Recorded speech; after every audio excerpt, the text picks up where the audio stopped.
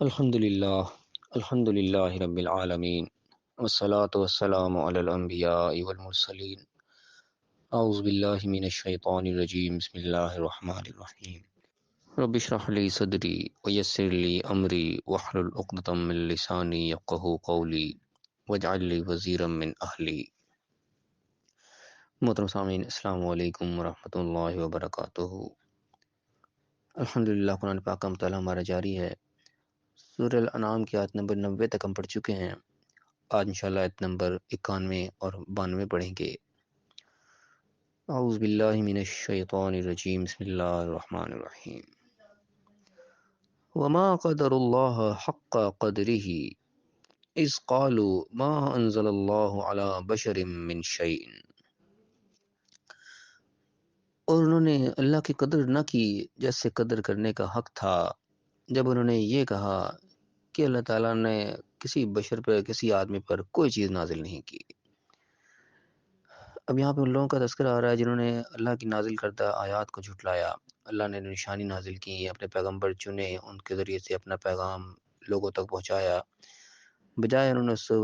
پیغام کو ماننے کے، اس سے اپنی نصیحت حاصل کرنے کے، اپنی اصلاح کرنے کے، الٹا اس کو جھٹلا دیا کہ ایسا کچھ بھی نہیں ہے۔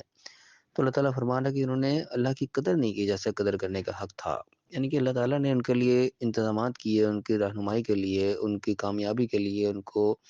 مواقع فراہم کیے، ان کی رہنمائی کے لیے اللہ تعالیٰ نے اپنی کتابیں بھیجی، اپنے پیغمبر بھیجے۔ تو یہ تو اللہ کا احسان ہے جو اللہ تعالیٰ نے کیا کہ ہم اگر بھٹکنے والے ہوں، ہم کو راستہ بتانے والا کوئی نہ ہو، اور ہم ادھر ادھر جنگل میں بھٹکتے پھر رہے ہو کہ ہمیں پتہ ہی نہ ہم نے جانا کہاں ہے، تو خود سوچ ہمارا کیا بنے، ہمارا کوئی گائیڈ کرنے والا نہ ہو اور ہم اس طرح بھٹکتے رہ جائیں، تو ظاہر انسان کبھی اپنے منزل مقصود کو حاصل نہیں کر سکتا۔ تو یہ تو ایک اللہ کا بہت بڑا احسان ماننا چاہیے ہمیں کہ اللہ تعالیٰ نے ہماری ہدایت کا بندوبست کیا۔ تو اللہ تعالیٰ کہہ رہے کہ وما قدر اللہ حق قدر، اللہ کی قدر کی ہی نہیں جیسے قدر کرنے کا حق تھا۔ قدر کا ایک معنی ایک طاقت اور قدرت کے بھی ہوتے ہیں، ایک اختیار کے بھی ہوتے ہیں۔ تو اس کا ایک یہ بھی مفہوم لے سکتے ہیں کہ انہوں نے اللہ کو اس طریقے سے اختیار نہیں دیا جیسے اختیار دیا جانا چاہیے تھا۔ اب ویسے تو اللہ تعالیٰ نے ہمیں اختیار دیا، انسان نے کیا اللہ کو اختیار دینے، لیکن انسان اگر اللہ کو اختیار اپنا دے تو یہ سمجھ لو کہ اس طریقے سے ہو جائے گا کہ جیسے اللہ نے ہمیں آزادی دی کہ ہم جو مرضی کر سکتے ہیں، اللہ نے ہمیں اختیار دے کے بھیجا، یہاں پہ طاقت قدرت ہمیں دے دی، لیکن ہم نے اس اختیار کو بھی دوبارہ اللہ کے سپرد کر دیا کہ اختیار کو ہم نے اللہ کا اختیار کر دیا کہ یا اللہ جس طریقے سے تو نے کہا ہے میں اسی طریقے سے اس اختیار کو استعمال کروں گا، میں اپنے اختیار پہ اپنی مرضی نہیں چلاؤں گا۔ یعنی کہ اپنی آزادی کو بھی اللہ کے حکم کے تابع کر دیا، اپنی آزادی کو بھی پابند کر دیا کہ میں اپنی آزادی کو اپنی مرضی سے استعمال نہیں کروں گا، جیسے جیسے مجھے اللہ نے کہا ہے اس پابندی کے تحت میں اس آزادی کو استعمال کروں گا۔ تو یعنی کہ وہ جو قدرت اللہ نے دی تھی اس قدرت کو دوبارہ اللہ کی طرف لوٹا دیا۔ تو یہ سمجھو کہ ہم نے اس کی قدرت کا ایک طرح کا حق ادا کیا کہ جو اس نے ہمیں اختیار دیا تھا، ہم چاہتے تو سرکشی کر لیتے، اپنی مرضی کر لیتے، اپنے طاقت کا ناجائز استعمال کر لیتے، لیکن وہ ہم نے نہیں کیا۔ تو سمجھو ہم نے اس کی دی ہوئی نعمت کی قدر کی۔ تو کسی بھی طریقے سے ہم اس کا سبق اپنی زندگی کے لیے لے سکتے ہیں۔ بہر اللہ نے کیا فرمایا کہ وما قدر اللہ حق کا قدر ہی، انہوں نے اللہ کی قدر نہیں کی جیسے قدر کرنے کا حق تھا۔ کیا کہا کہ اس قول جب انہوں نے یہ کہہ دیا کہ ما انزل اللہ علی بشر، کہ اللہ تعالیٰ نے کسی بشر پہ کوئی چیز نازل ہی نہیں کی، من شیء، کچھ بھی نازل نہیں کیا۔ کل، پھر کہہ دو ان سے کہ جواب دو ان کو کہ من انزل الکتاب الذی جاء بہ موسیٰ،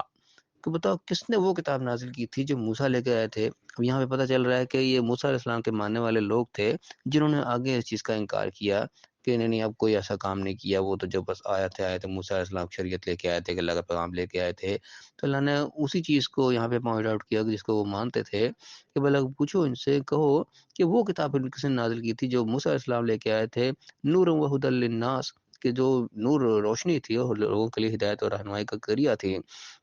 تجعلونہ قراطیسا، جس کو تم نے قراطیس کر دیا، ٹکڑے ٹکڑے کر دیا، پرزے پرزے کر دیا، کاغذ ورقہ ورقہ کر دیا۔ تبدونہا، تم اس کو چھپاتے ہو، وہ ان کو کچھ بیان بھی کرتے ہو، وہ تخفون کثیرا، بہت زیادہ تم اس میں سے چھپا لیتے ہو۔ یعنی کہ یہاں پہ ان کو آگاہ کیا جا رہا ہے چیز کہ جس چیز سے تم واقف ہو، جس کو تم مانتے ہو کہ وہ بھی آئی تھی اللہ کی طرف سے کتاب، وہ بھی تو ایک موسیٰ علیہ السلام تھے، ایک انسان تھے، ایک بشر ہی تھے، وہ کس نے نازل کر دی تھی جو وہ کیسے آ گئی تھی تم تک، جس کو تم مان رہے ہو، جس کو تم بیان بھی کرتے ہو اور اس کا بہت سے تم چھپا بھی دیتے، اس کو تم نے ٹکڑے ٹکڑے بھی کر دیا، اس کا تم بھی حق اس کا بھی کوئی نہیں ادا کیا۔ تو تم اس پہ جو انکار کرے گا اللہ نے بشر پہ کچھ نازل نہیں کیا، تو وہ بھی تو بشر تھے، انسان تھے، اس پہ بھی تو اللہ نے نازل کیا تھا۔ یہ کچھ بھی نازل کیا، تو بتاؤ وہ کتاب پھر کہاں سے آ گئی تھی، وہ کس نے نازل کر دی تھی۔ اللہ نے ان کی ایک پچھلی بات کو بھی دہرایا، ساتھ ان کو ایک یہ بھی آگاہ کیا کہ تم نے اس کے ساتھ کیا کیا، تم نے اس کو ٹکڑے ٹکڑے کیا، تم نے اس کو کچھ بیان کیا اور اکثر حصہ تم نے اس کو چھپا دیا جو کہ تمہارے اپنے خلاف تھا، گویا کہ اس کو تم چھپا جاتے، جو اپنی مرضی کا تھا اس کو تم بیان کر دیتے۔ اس چیز کو بھی اللہ تعالیٰ نے ایک جملے کے اندر پوائنٹ آؤٹ کر دیا۔ اور فرمایا کہ وَعُلِّمْتُم مَا لَمْ تَعْلَمُوا، اور تمہیں وہ کچھ سکھایا گیا جو کہ تم جانتے ہی نہیں تھے، تمہیں اس چیز کا علم دیا گیا اس کے ذریعے سے جو کہ تمہیں تھا ہی نہیں۔ انتم ولا آباؤکم، نہ تم جانتے تھے نہ تمہارے باپ دادا تمہارے بڑے جانتے تھے، کوئی بھی نہیں جانتے تھے۔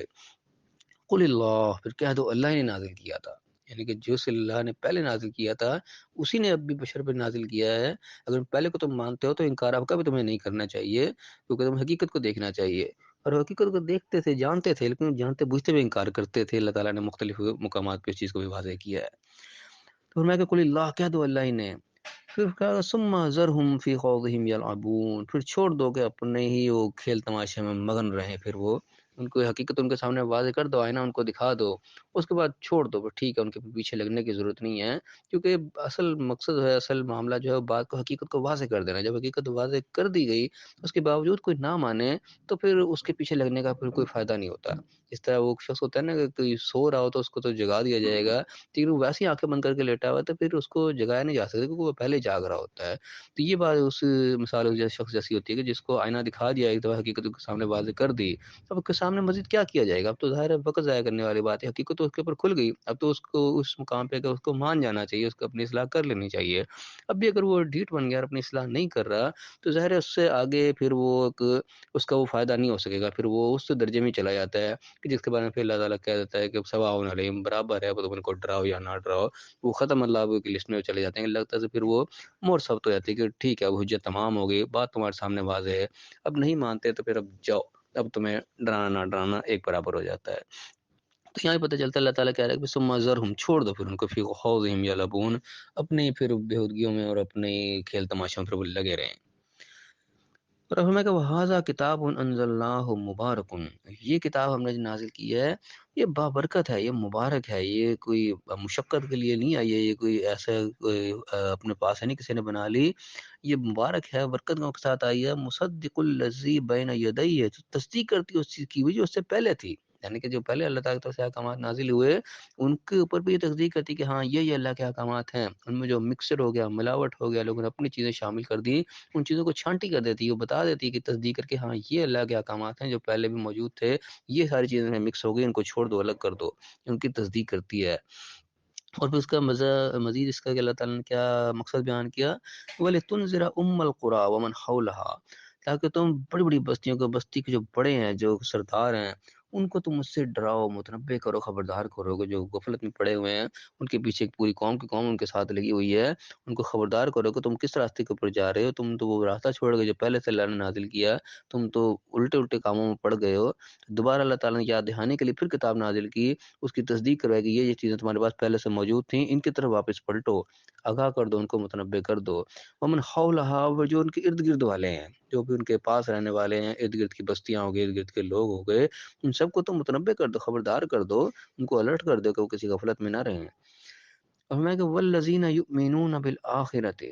ان لوگوں کو بھی جو آخرت پر ایمان رکھنے والے ہیں، یؤمنون بہ، وہ اس کے اوپر ایمان لانے والے، وہ اس بات کو مانیں گے، جن کے اندر ایمان زندہ ہے، جو کہ بات ماننے کے لیے تیار ہیں، وہ تو کم از کم غفلت میں نہ رہیں۔ ایک شخص ہٹ درمی پر آ گیا اور ڈھیٹ بن گیا، اس کی تو بات الگ ہو گئی، لیکن جو اپنی اصلاح کرنا چاہتا ہے اور وہ اس کو پتہ نہیں کہ اصل رستہ ہے کیا، کم از کم وہ تو اس سے خبردار ہوگا، وہ تو الرٹ ہوگا، اس کے تو ہوش ٹھکانے ہوں گے کہ ہو میں تو غلط جا رہا تھا، وہ تو کم از کم اپنی اصلاح کرے گا۔ تو میں والذین یؤمنون بالآخرہ، جو آخرت پر یقین رکھتے ہیں، ایمان رکھتے ہیں، یؤمنون بھی، وہ اس کی بات کو بھی مانیں گے، وہم علی صلاتہم یحافظون، اور وہ اپنے نمازوں کی حفاظت کرنے والے ہیں، وہ اپنی نمازوں کو ضائع کرنے والے نہیں ہیں۔ اب یہاں پہ بھی نماز کی حفاظت کا بھی یہاں پہ ایک اہمیت اللہ تعالیٰ نے بیان کر دی کہ یہ ان لوگوں کی نشانی ہوگی جو کہ بات کو قبول کرنے والے ہوں گے، جو کہ بات کو ماننے والے، ایمان لانے والے ہوں گے، کہ وہ نمازوں کی حفاظت کرنے والے ہوں گے، نمازوں کے معاملے میں وہ سستی نہیں کریں گے، نمازوں کے معاملے میں وہ غفلت نہیں کریں گے۔ تو نماز کا بیچ میں تذکرہ آ گیا، یہاں پہ نماز کا تذکرہ اللہ تعالیٰ نے مختلف مقامات پہ بہت انداز سے، مختلف طریقے سے کیا ہے، بڑی اس کی ترغیب دلائی ہے، لیکن افسوس کی بات ہے کہ ہمارے اندر یہی کوتاہی جو ہے وہ بڑی کثرت کے ساتھ پائی جاتی ہے، گھروں کے گھر میں بے نمازی نظر آتے ہیں لوگ،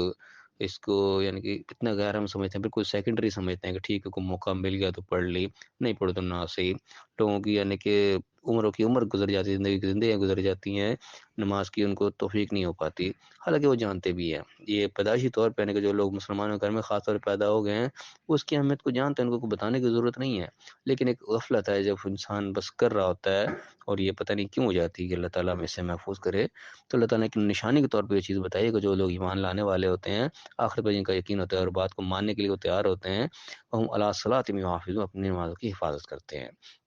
تو اللہ تعالیٰ میں توفیق عطا فرمائے کہ ہم اپنی نمازوں کی بھی حفاظت کریں. جو چیز ہم پر حق کے طور پہ واضح ہوئی ہے، جس کو ہم سمجھ گئے ہیں، اس سے ہم انحراف نہ کریں، اس سے ہم پیچھے نہ ہٹیں، اس کے پر پختگی سے ہم عمل پیرا کرنے والے بنیں. جو جہاں اللہ تعالیٰ نے ہمیں اصلاح کا موقع دے دیا، جو چیز ہمارے سامنے کھول دی، ہماری غلطی ہم پر واضح ہو گئی، اس کی ہم اصلاح کر لیں، اس کو ہم سنوار لیں. یہی موقع ہے سنوار لینے کا. یہ موقع اگر ہم نے گنوا دیا تو بعد میں سوائے پچھتاوے کا کچھ نہیں رہے گا. اللہ تعالیٰ میں صحیح سمجھنے کی توفیق عطا فرمائے. اللہ تعالیٰ نے جو ہدایت دی ہیں ان ہدایات کے مطابق ہمیں زندگی گزارنے کی توفیق عطا فرمائے اور دنیا اور آخرت دونوں جگہ کامیاب فرمائے. آمین. وآخر دعوانا ان الحمد للہ رب العالمین.